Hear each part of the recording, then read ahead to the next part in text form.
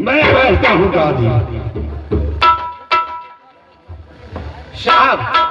बात क्या है सिपाही? शिवाइंद्र महाराज बंगले पर बुलाए। क्या शिवाइंद्र बंगले पर बुलाए हैं? हाँ, कुछ बात करेंगे आपसे। मुझसे क्या बात करेंगे? महाराज बोले सिर्फ की बंगले पर बुलाकर लाओ, कुछ बात करूंगा। अच्छा, चला सिपाही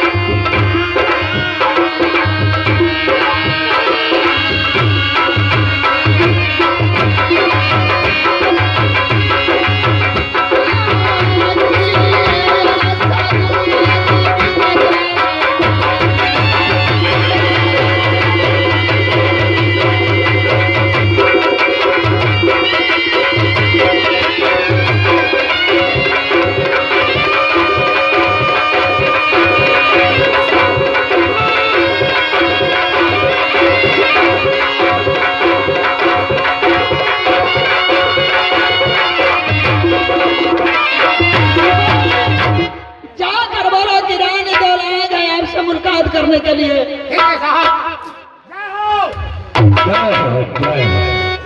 शाह आ गए, कुछ बात करेंगे। प्रणाम महाराज। खुश रहो बाबा शिवाइंद्र। ये पहले बताओ, अंदराज से बंगला पर बुलाने के कारण क्या है?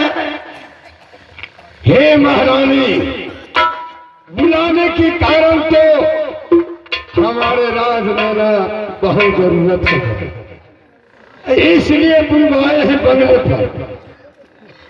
आज तुमने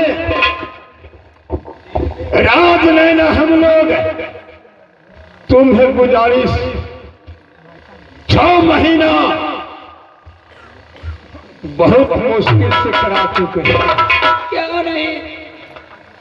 आज इस राज नैना में हमारे बहुत राज नैना तीनों भाई में झंझट हो गया। वही दिया गया कि परिवार दिया कहियो ना, फिर इसी पर न आएगा। तुम पागल। परिवार एकर झगड़ा करे छै, मिलो देखे ना आई आले छै, कालो से नहीं आवे छै। कलू बलू 3 दिन चल के कोई के रख ले है कि अबैया हमरा भीड़ पड़ैया, ये ना ओना जरिया बलू मुंह दुखाइया, धुआं लगैया। ता ये बात ना वही बात है कि और कुछ बात है? मारलक सेव बात कह दी। तुम्हें दिमाग में गोबर लगा हुआ। तब ना पूछते कि केना नहीं, इसी बात से तो सारा संसार सुधारा। हाँ ए वो दिन घर में के मारी बंद करके पीटा पीटी कर के दोनों को परिवार का निमन न फिर तो हूं कहीं कोई पाएगा। गोली बंद कर लो, हम समझ। परिवार देना नहीं नहीं, हो परिवार दिया ना। हे महारानी दिउला, बात क्या बेटा शिवाइंद्र? राज नैना हमारे तीनों भाई में झंझट हो गया, और इसके बाद मेरे महारानी और लाहर की पत्नी और छोटन की पत्नी, अच्छा, तीनों त्यागिन में भी झगड़ा हो रहा है। किस लिए? त्याग देवला को रखे हैं, आल्हा को रखे हैं, उतला भी रहे हैं। ये तीनों आदमी को मैं खाना बनाते बनाते या मेरी जिंदगी बर्बाद हो रही है, क्या नहीं? इसलिए मैं खाना नहीं बनाऊंगी। वो तुम तीनों आदमी बोल रही है। और इसके बाद मेरे भाई लाहर छोटन क्या कहते हैं कि भैया यदि वो तीनों को नहीं पिलाएंगे, नहीं निकालेंगे, हम अगर फंसा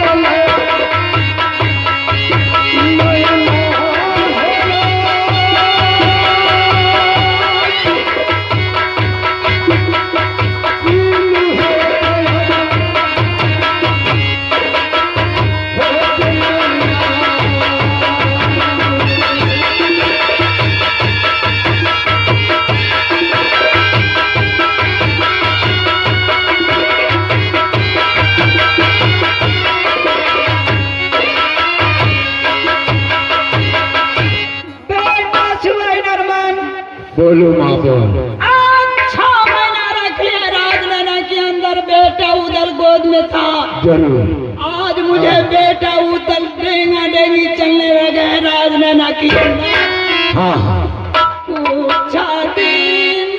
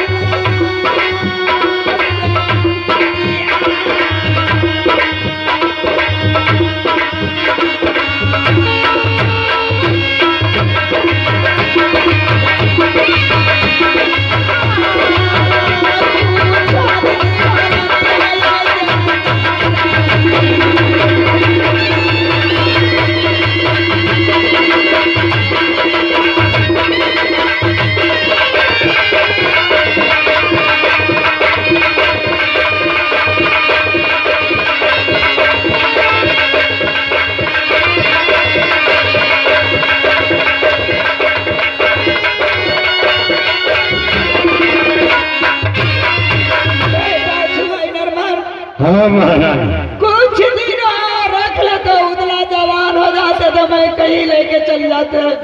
अरे कुछ दिन की क्या बात करते हैं कि ये राजनैना 51 किला में तुमने भ्रमण किया, कोई शर्म नहीं किया। क्या नहीं?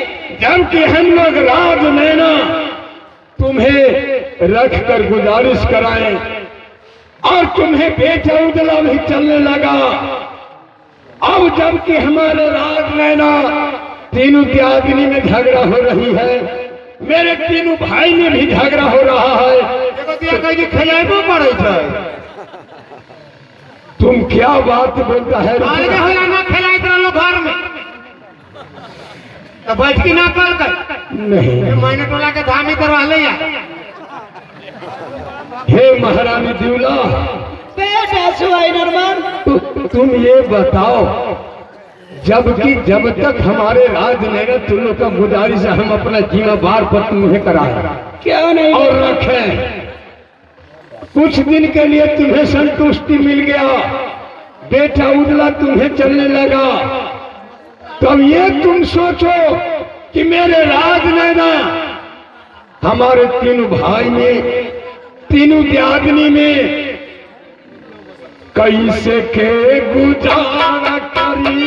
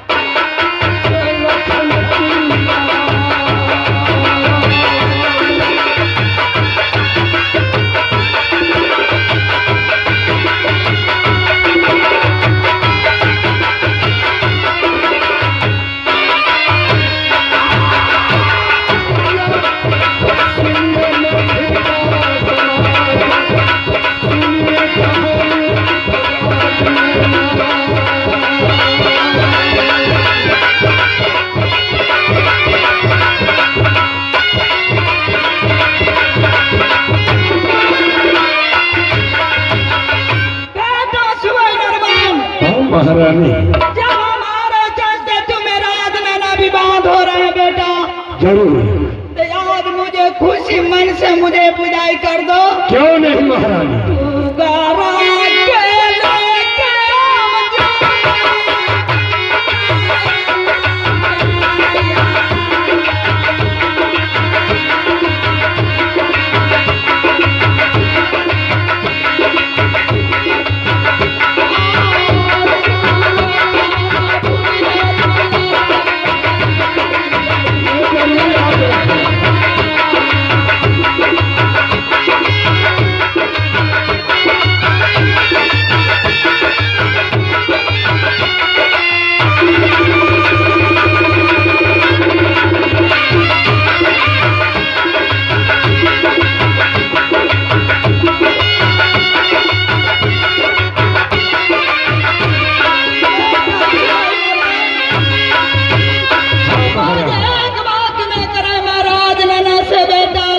के लेके जरूर